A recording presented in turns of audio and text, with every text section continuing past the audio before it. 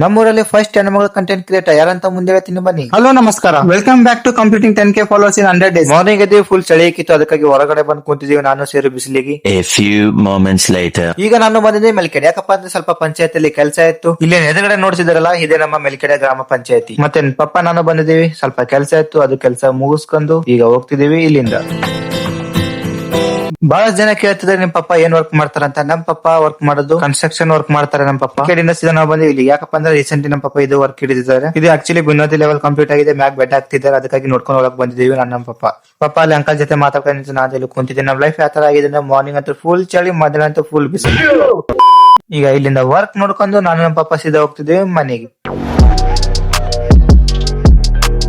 One eternity later. ಅವಾಗ ನಿಮ್ಗೆ ಹೇಳಿದೆ ನಾನು, ನಮ್ಮೂರಲ್ಲಿ ಕೂಡ ಒಬ್ಬಕ್ಕ ಕಂಟೆಂಟ್ ಕ್ರಿಯೇಟರ್ ಶುರು ಮಾಡಿದ್ದಾರೆ ಅಂತ. ಗೈಸ್ ಇವ್ರೆ ನೋಡಿ ಸುಮಾಕ. ಈಗ ಅಕ್ಕಗೆ ಇನ್ಸ್ಟಾಗ್ರಾಮ್ ಅಲ್ಲಿ 3.4K ಫಾಲೋವರ್ಸ್ ಇದ್ದಾರೆ. ನೀವು ಅನ್ಬೋದು ಬ್ರೋ, ಆಲ್ಮೋಸ್ಟ್ ಎಲ್ಲ ಹುಡುಗಿಯರಂತ ಕಂಟೆಂಟ್ ಕ್ರಿಯೇಟರ್ ಅಂತ ಶುರು ಮಾಡ್ತಿದ್ದಾರೆ. ನಿಮಗೆ ಗೊತ್ತು, ಹಳ್ಳಿಯಲ್ಲಿದ್ದು ಒಂದು ಹುಡುಗಿ ಕಂಟೆಂಟ್ ಕ್ರಿಯೇಟರ್ ಶುರು ಮಾಡ್ಬೇಕಂದ್ರೆ ಸುಮ್ಮನೆ ಆಗಲ್ಲ. ಬಹಳ ಜನ ಬಹಳಷ್ಟು ಮಾತಾಡ್ತಾರೆ. ಅವರಿಗೆಲ್ಲ ಎದುರು ಹಾಕಿ ಮನೆಯ ಒಪ್ಪಿಸಿ ಕಂಟೆಂಟ್ ಕ್ರಿಯೇಟರ್ ಶುರು ಮಾಡ್ತಿದ್ದಾರೆ. ನನ್ನ ಕಡೆಯಿಂದ ಒಂದು ಹ್ಯಾಟ್ಸ್ ಆಫ್ ಯು ಅಕ್ಕ.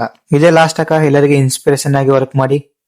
ಈಗ ಇಲ್ಲಿಂದ ಅಕ್ಕಗೆ ಬಾಯ್ ಮಾಡಿ ನಾನು ಕೂಡ ಮನೆಗೆ ಹೋಗ್ತಿದ್ದೀನಿ. ಅಲ್ಲಿಂದ ಸೀದಾ ಬಂದೆ ಮನೆಗೆ ಬಂದು ಫ್ರೆಶ್ ಅಪ್ ಆದ. ಇವತ್ತು ನಮ್ಮ ಅಕ್ಕನ ಮಗಳ ಬರ್ಡೇ ಇದೆ, ಅದಕ್ಕೋಸ್ಕರ ಬರ್ಡೇ ಸೆಲೆಬ್ರೇಟ್ ಮಾಡ್ತಿದೀವಿ ನೋಡಿ.